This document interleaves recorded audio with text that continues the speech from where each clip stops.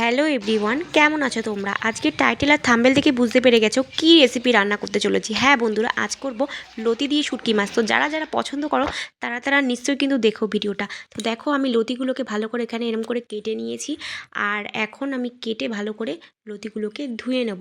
তো দেখো এরকম সাইজ করে কেটেছি। আর তোমরা চাইলে এটাকে ভাপ দিয়েও নিতে পারো। আমি আজকে ভাপ দিয়ে করব না, আজকে আমি ভাজা করে করব। এখানে দেখো শুটকি মাছগুলোকে আমি ভালো করে গরম জলের মধ্যে ধুয়ে অনেকক্ষণ ধরে ভিজিয়ে রেখেছিলাম যাতে গন্ধটা চলে যায়। আর এখানে দেখো আমি পেঁয়াজ কাঁচা লঙ্কাও কুচি করে রেখে দিয়েছি। শুটকি মাছগুলো পিস পিস করে ভালো করে কেটে ধুয়ে রেখে দিয়েছি। আর আমার হাতে দেখতে পাচ্ছ এখানে কুচনো রসুন। তো আমি 2-3 কোয়া রসুন নিয়েছি, ভালো করে কুচিয়ে রেখেছি।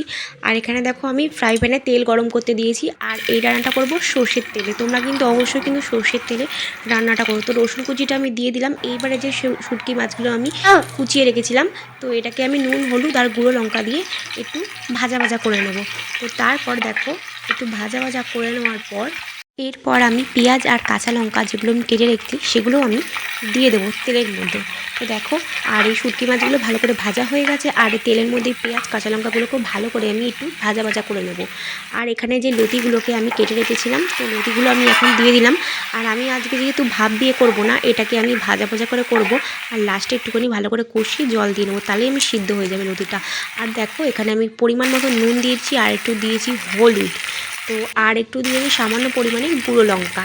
তোমরা চাইলে গুঁড়ো লঙ্কাটা নাও দিতে পারো, গুঁড়ো লঙ্কাটা দিলে লাল কালার একটু কালারটা এরকম আসে। আর দেখো আমার এখানে একটু কষানো হয়ে গেছে লতিগুলোকে। আর এখানে দেখো আমি একটুখানি সামান্য পরিমাণ জল দিয়ে দিয়েছি, কারণ এটাকে এখন আমি সিদ্ধ করতে দেব। তো দেখো আর এখন আমি কিছুক্ষণের জন্য ঢাকা দিয়ে রেখে দেবো।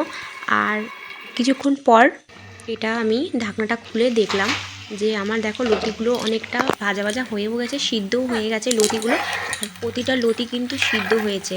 আর দেখো জলটা যে দিয়েছিলাম পরিমাণ মতন সামান্য, আর জলটাও কিন্তু অনেকটা শুকিয়ে গেছে। আর লতিগুলোও কিন্তু একদম ভাজা ভাজা হয়ে গেছে। আর এখন আমার লতিটা প্রায় হয়ে গেছে, আর একটু হবে ভাজা ভাজা, তারপরে আমি নামিয়ে ফেলবো। তো দেখো ফাইনালি আমার শুটকি মাছ দিয়ে লতি রেসিপি রেডি। তো কেমন লাগলো বন্ধুরা ভিডিওটা? প্লিজ লাইক কমেন্ট সাবস্ক্রাইব করে তোমরা বলবে। আর নেক্সট ভিডিও দেখার জন্য তোমরা তৈরি থেকো। ততক্ষণ তোমরা সুস্থ থেকো, ভালো থেকো। তো চলো আজকের মতন টাটা বন্ধুরা।